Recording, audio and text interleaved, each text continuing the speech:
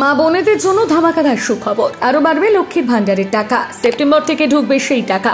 পুজোর আগে মহিলাদের জন্য দারুণ বোনাস। কত টাকা পাবেন কি জানালেন সরকার, দেখুন। বাংলায় কি ভাতার অভাব আছে নাকি? চাকরির অভাব থাকলেও সরকার কিন্তু ভুরি ভুরি ভাতার সুযোগ নিয়ে এসে জনগণের মনোপুত করেছেন।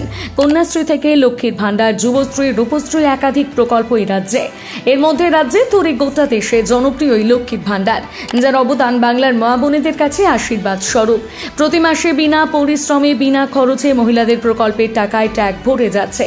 আর যতদিন গড়াচ্ছে ততই এই প্রকল্পের টাকা বাড়িয়ে যাচ্ছে সরকার। আর এবার আবারও বাংলার মা বোনেদের জন্য আরও দুর্দান্ত সুখবর।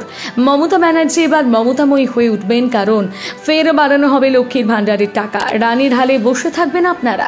2021 সালে বিধানসভা ভোটের আগে রাজ্যের মুখ্যমন্ত্রী মমতা ব্যানার্জি মা বোনেদের প্রতিশ্রুতি দিয়েছিলেন লক্ষ্মীর ভান্ডার প্রকল্প চালু করবেন। আর বিধানসভা ভোটে গোটা রাজ্য জুড়ে সবুজ আবিরের ঝড় ওঠার পর এই প্রতিশ্রুতি তিনি পূরণ করেন। যখন এই প্রকল্প চালু হয় তখন প্রতি মাসে মহিলারা পেতেন 500 এবং 1000 টাকা। তবে 2024 লোকসভা নির্বাচনের আগে সেই ভাতাকে টার্গেট করে অঙ্কের পরিমাণ দ্বিগুণ করে দেওয়া হয়। ফলে এপ্রিল থেকে সেই টাকা বেড়ে গিয়ে সাধারণ শ্রেণীর মহিলারা 500 টাকার বদলে 1000, আর তফসিলি জাতি ও উপজাতি শ্রেণীর মহিলারা পাচ্ছেন 1200 টাকা।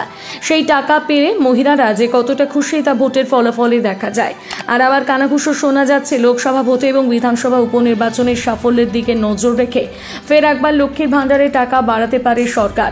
পুজোর আগে হয়তো এই টাকা বেড়ে যাবে বলে সূত্রের খবর। আর টাকা বাড়লে সেপ্টেম্বর থেকে বাংলার মা বোনেদের অ্যাকাউন্টে টাকা ঢোকা শুরু করবে। আর এবার টাকা বেড়ে হতে পারে 1500 এবং 2000 টাকা। তবে এটা শুধু জল্পনাই মাত্র। এখনো পর্যন্ত এই বিষয়ে সরকারের তরফ থেকে কোনো ঘোষণা করা হয়নি। তবে আগামী দিনেও যে করা হবে না এমনটা কিন্তু নয়, কারণ সামনেই রয়েছে বিধানসভা ভোট। আর এই ভোটেও যাতে শাসক দল নিজের জায়গা বজায় রাখতে পারে তার জন্য হয়তো এই লক্ষ্মীর ভান্ডারকে আবারও কাজে লাগাবে। এবার দেখা যাক এই জল্পনা আদৌ সত্যি হয় কিনা।